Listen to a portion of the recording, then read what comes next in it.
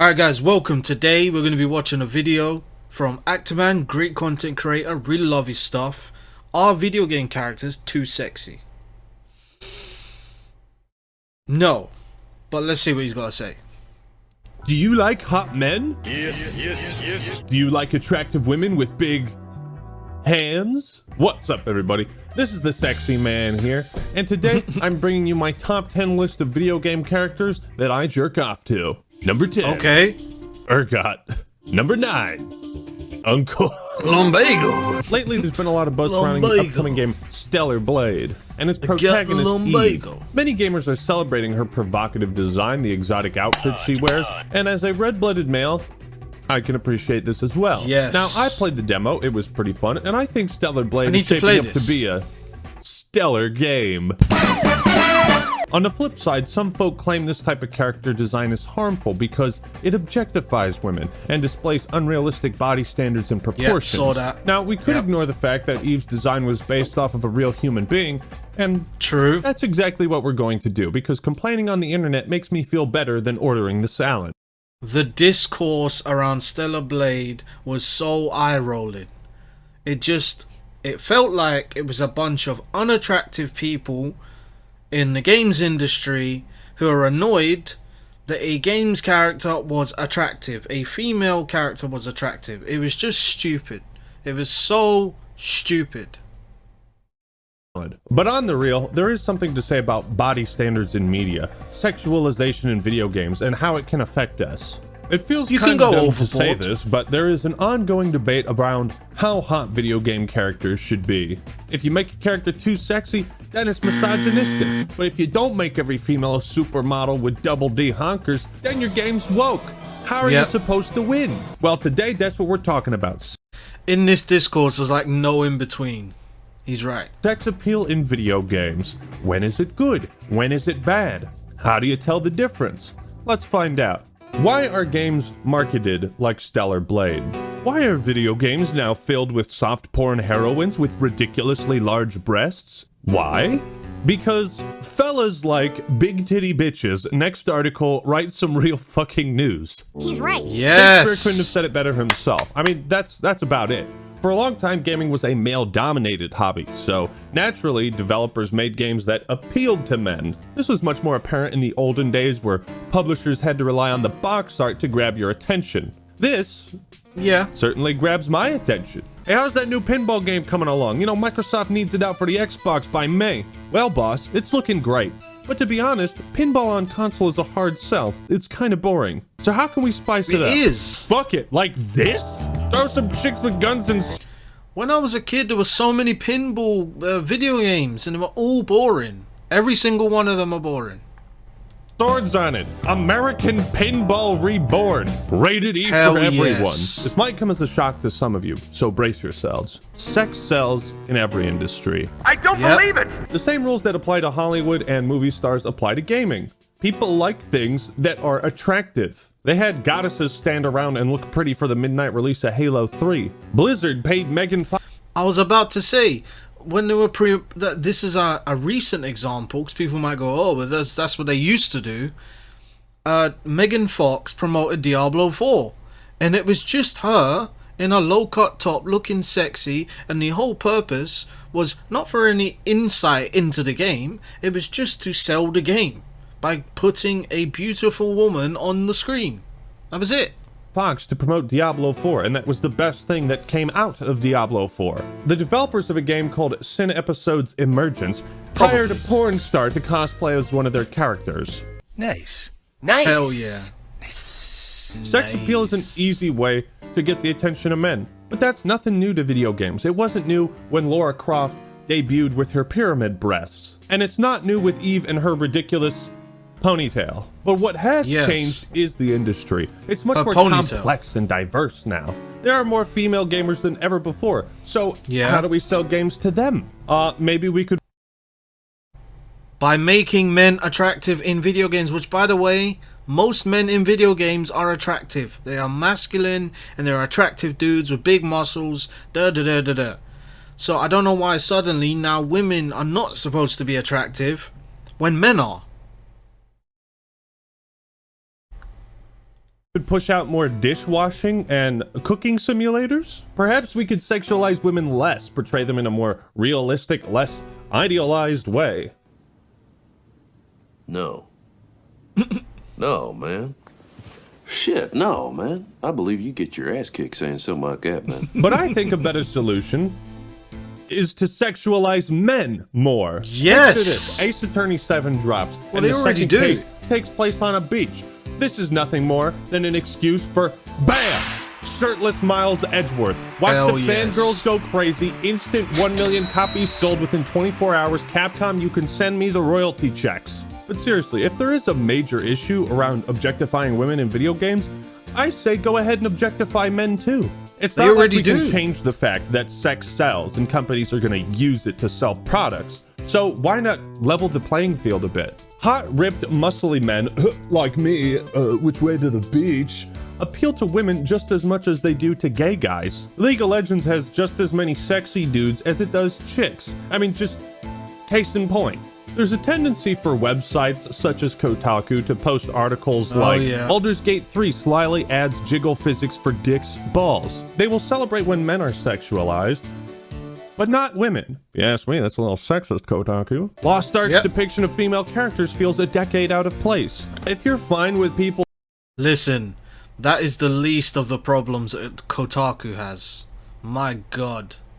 thirsting over those shirtless Leon Kennedy mods, or the mods wow. where Chris Redfield is just fucking naked for Yeah. the entirety of Village, Saw then you that should also online. be fine with people thirsting over Lady Dimitrescu.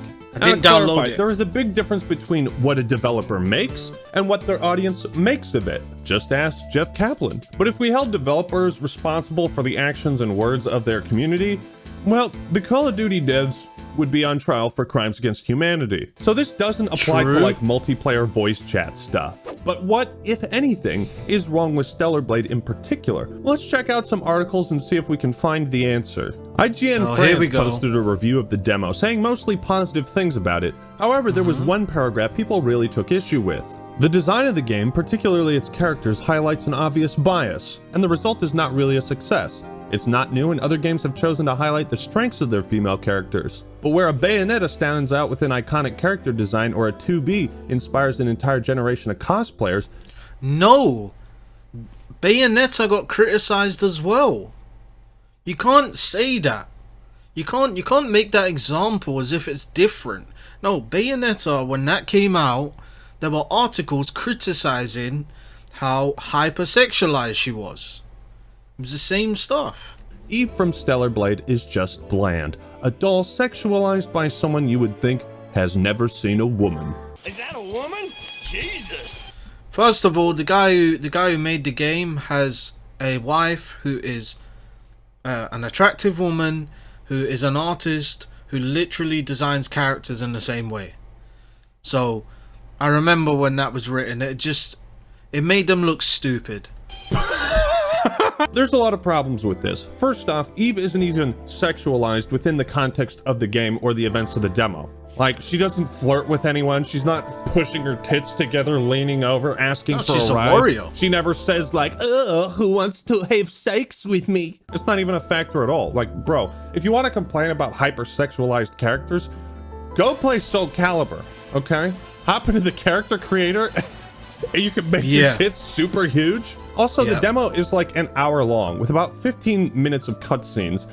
That's not enough time to give like a detailed character assessment or review. So a lot of people No. are complaining about Stellar Blade at the moment based on assumptions, what they think the game is going to be like when it actually comes out. Comparing Eve to Bayonetta and 2B isn't fair at all, because those are characters that have been around for a long time, and they appear in games that are completed and have been released to the public. Let's try That's another true. article though. That's Developer true. of Stellar Blade fails to recognize the game's sexism. This was posted before the demo came out, so just based What? on the 6-minute showcase, there is something striking when you look closely at the images of this aesthetically successful action game. The heroine is ultra sexy. In less than 6 Yeah. minutes, we see her wearing outfits, each more improbable than the last. The message is clear. The shorter, the more skin visible, the better. Now, I'm not sure what trailer you watched, but there's like maybe 9 seconds of footage where Eve's thighs are partially exposed, but besides She's that, not it's even just showing her a lot of arms. skin. Like,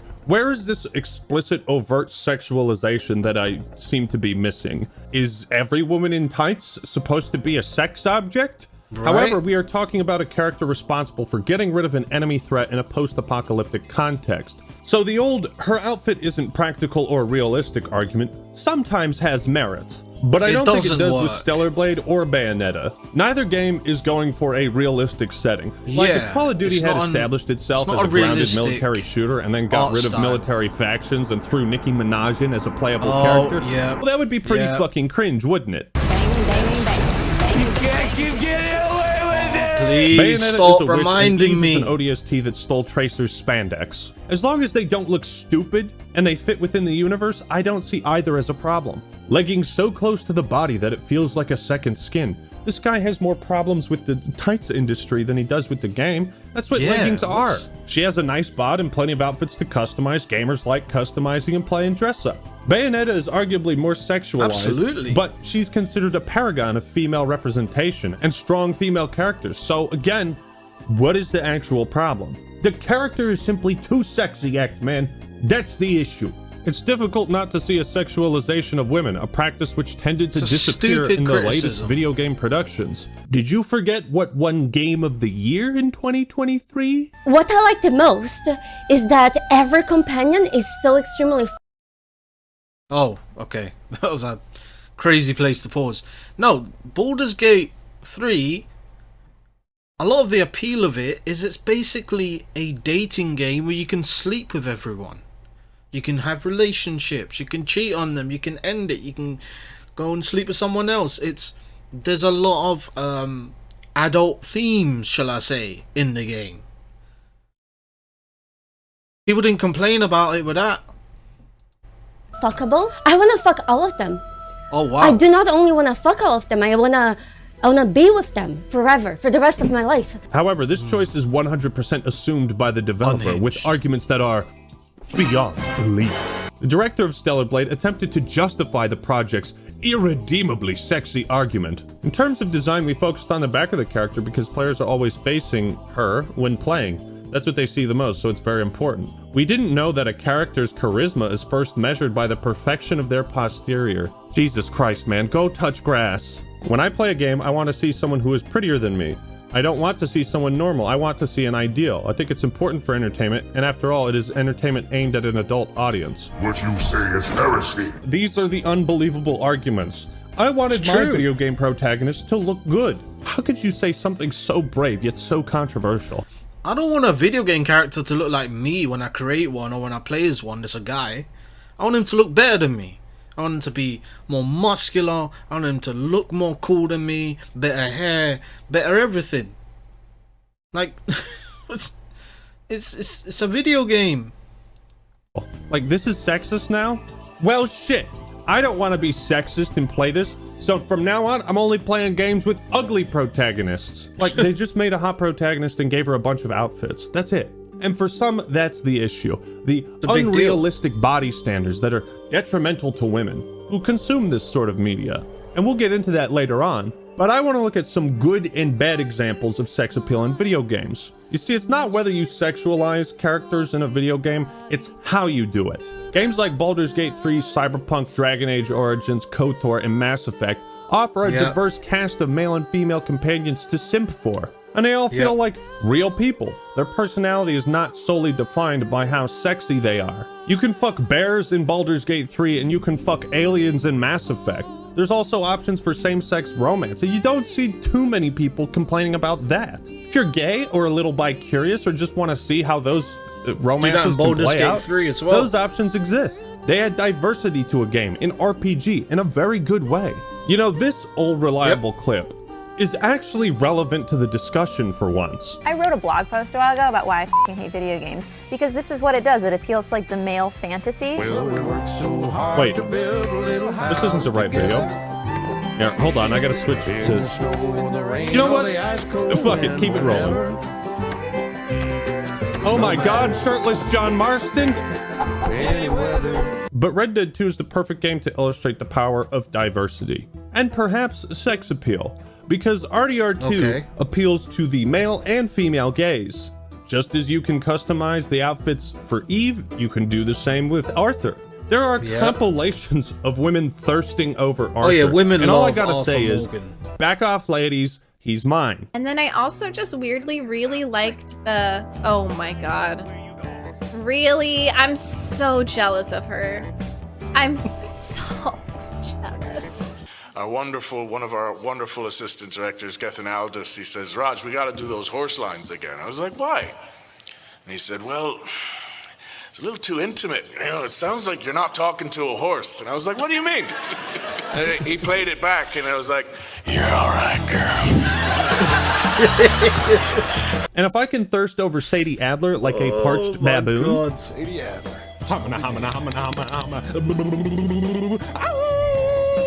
then hell yeah, I hope women who play RDR2 can simp for Arthur Morgan. Again, it comes down to both of these characters. I am so glad Actman got rid of the soul patch. So glad. There's feeling like real complex people that you can just inherently find attractive. It's called personality. There's no mystery behind good writing. It boils down to the developer's intentions and goals with their characters and their game. If you want to make a graphic visual novel kind of game, probably don't call it Sex with Hitler. It might be a good start. And there are egregious and what I would consider bad examples of sexualization in video games. Isabella from Dragon Age 2 is just this smelly pirate hooker. Like, that's mostly her character. Now, I'm biased because I'd rather eat goat diarrhea than play Dragon Age 2, but even then, Isabella still has more going on. She's mostly a smelly pirate hooker, but my issues with her character have more to do with the romance system. It isn't just writing. Bad sexualization can be tied to the game mechanics. You want to romance this character? Just hit the icon with the heart on it. You'll be contracting gonorrhea in no time. I don't mind the dialogue wheel on Mass Effect, but when it comes to gaining approval or influence with characters and romancing them in an RPG, I much prefer titles like KOTOR and Dragon Age Origins, because you have to figure out and pick the dialogue option that a character will respond to. You actually have to flirt and rizz them up. You know, maybe there was a Time Splitters Future Perfect joke that went a little too far. You go first. Okay. But the over-sexualization in that game is part parody and part fan service. Personally, I have always found Ivy Valentine's design to be hilarious and over the top, and that has been a topic of debate for a long time. But her design is also iconic. She has earned a place in gaming culture. Some female characters are defined by their sex appeal, while others ride the line in between. Samus is hot, but she's also like a real person, kind of. Dead or Alive Extreme Volleyball takes sex appeal to an extreme level, and it's mostly a gimmick, but at the same time, the game was an impressive display of physics. On the other hand, you've got something like the new Fable trailer, which a lot of people reacted negatively to. They blasted the design of this female character, and, well, she does look pretty still. Listen, here's the thing. I don't even need women to be overly attractive. But that woman, I have seen better looking women in my local supermarket. Like, that's not even average. That is below average. I don't even know why you would do that. Silly. I think people would have reacted a lot better to this trailer if they had taken the angle of, our protagonist is the antithesis of your typical hero, and she's thrust into the role of being a hero. But the trailer doesn't try to tell you that story. This character is just kind of ugly for no real reason. Like in Beautiful Joe, you play as a comic book movie nerd who gets sucked into the movie and has to become a hero, even though he's a fucking nerd. He's the antithesis. That could have worked for Fable, but they don't really tell that story in the trailer. So it comes across like it's made to appeal to the body positivity crowd, and a lot of gamers just don't care for that. I don't think we've seen really, really bad examples of sexualization in video games in a long time. Custer's Revenge is one of those notoriously awful games, which they hit the double whammy. They were racist and sexist, and they made the game that way deliberately to generate outrage and publicity. Some tactics never go out of style. Duke Nukem Forever is also an awful example because the game was terrible, wasn't worth the wait, and a lot of the jokes just weren't funny. Power armor is for pussies. Well, okay. So it felt outdated. Recent worst example of sexualization, of course, goes to Ride to Hell Retribution. You kill a group of dudes and then immediately start banging a chick with all your Power armor for pussies. The funniest part about that clip is the response. Well, okay. clothes on. Women are quite literally an objective in Ride to Hell. Man, that fucking game. But going back to the real issue, body positivity, some are over the top, unrealistic yeah. body standards in Stellar video Blade games, is not and by one of them. extension, all media. Multiple studies have shown that both women and men feel lower levels of self-esteem when consuming media where characters have that ideal body. Now, you don't really need a study to tell you this, because if you're a dude and you've ever watched 300 and thought, damn, I'm a fat ass, well then you're just like me. But you also probably don't think about what Gerard Butler went through to look that good. In the same way you probably don't think about how much time game developers spend on creating attractive characters, how much concept art and designs they have to create. But the problem with feeling insecure about your body image is an issue that nobody can fix but you. Feeling like your body type is being represented in media is a surface level solution that ignores the real issue. I think a lot of people who write these articles essentially complaining that characters are too sexy, I think that comes from a place of insecurity or just a grift. Every woman on the planet has struggled with her self-image. And to all the ladies watching this right now, you look great without makeup. Everyone has insecurities. Everybody. No one is the exception to that. And every man has struggled with his own physique and confidence. It's pretty funny. There was this tweet. Microsoft urges developers not to create female characters with exaggerated body proportions. And I replied, yes, of course. We wouldn't want any exaggerated body proportions on male characters. It might make us men feel insecure. And if you look at the replies, well, first off, this is the guy who was the art director for Gears of War. Also, I recently reviewed the first Gears of War. You shouldn't watch that video at all. That's how reverse psychology works, right? Okay, sweet. But a lot of people in the replies were like, I aspire to be Marcus Phoenix. I live 7 days a week trying to look like Marcus Phoenix. I must go to the gym more. I'm feeling a strange and sudden urge to hit the gym. Dude, I watch wrestling. And when I watch wrestling and I see these guys, whenever I pay attention to their physique, I'm like, man, I need to get in the gym more so I can look like that. The men in Gears of War aren't realistic, but the women are. Dude, her tits are way too big. That is clearly like a C cup or bigger. Looks like it was made by like a horny 15-year-old, and we're trying to be a little bit more mature than that. And this goes back to the, do they have realistic outfits or not? And I think Cliff is right. If this lady had huge knockers, it would just kind of distract from the war, you know? But seeing ideal beauty or attractiveness in media or video games, if it makes you feel insecure, you should use those feelings of insecurity to better yourself. Go on a walk, eat healthier food. Ideally, that's what people would do, but that's not always the case. If you're trying to condemn or criticize a piece of media because the characters are sexy and that made you feel bad about yourself, then that sounds like a you problem. I hope you work on that. Lord, grant me the strength to accept the things I cannot change, the courage to change the things I can, and the wisdom to know the difference. None of us can change that sex sells. It's a marketing tool. You can't get rid of it in media or business. So the best thing to do is become the best version of yourself. In my experience, actual sexism in video games happens in voice chat or mostly at the studios. And I think focusing too much on whether this character is too hot or not distracts from the conversations people should be having about how women are treated in the workplace and in the game industry. What's really obnoxious is when people try to Photoshop official character art to be more or less sexy to prove some kind of point. Is it just me, or is this shit kind of weird? Like, hey, the marketing for GTA 5 would have been much better if the chick with the cell phone was fatter.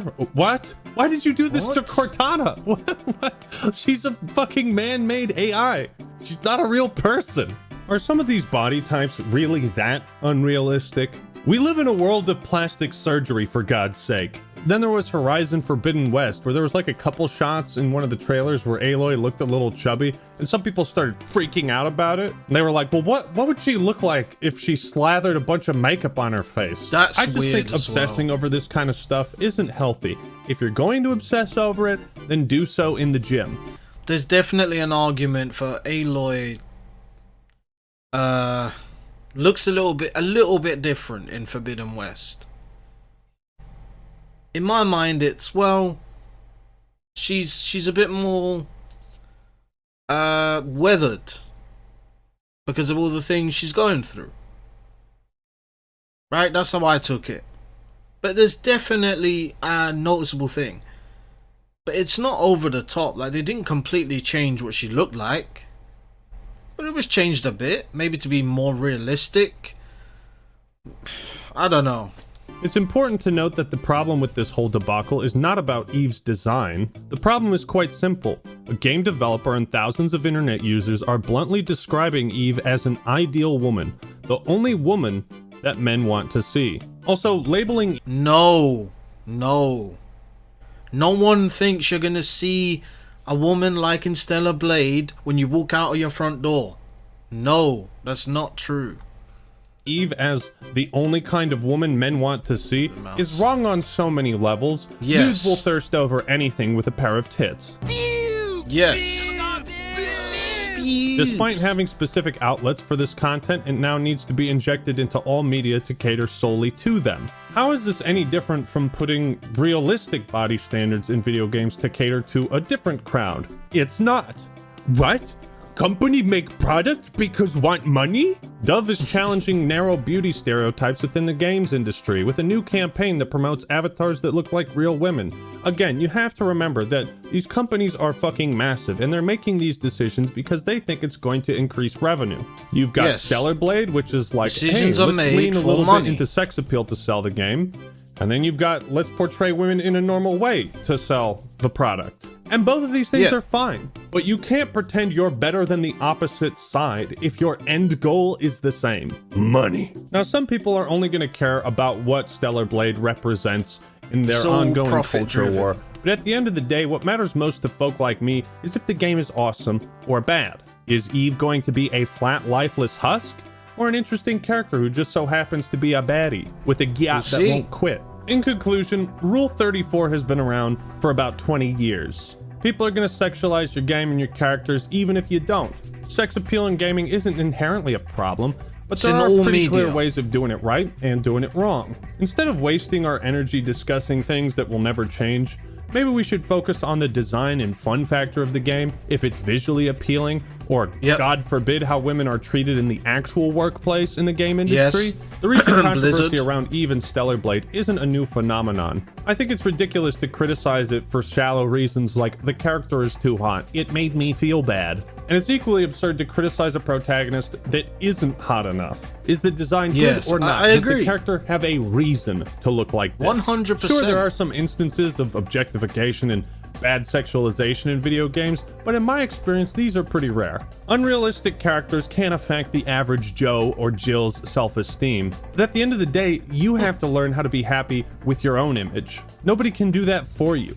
Your self-esteem is not the responsibility of some multi-billion-dollar corporation. Sex sells, and you can't fight that truth any more than you can fight gravity. That's the way it is. So thank you all for watching. Hope you enjoyed the video. Leave a like if you did. Let me know who you think the sexiest video game character is in the comments below. All right, everyone, that's all I got for. All right. Well, this was a great video. I really enjoyed it by Actman. I would love to do more of his stuff. If you like it, let me know. If you want to see more of this type of content, let me know. And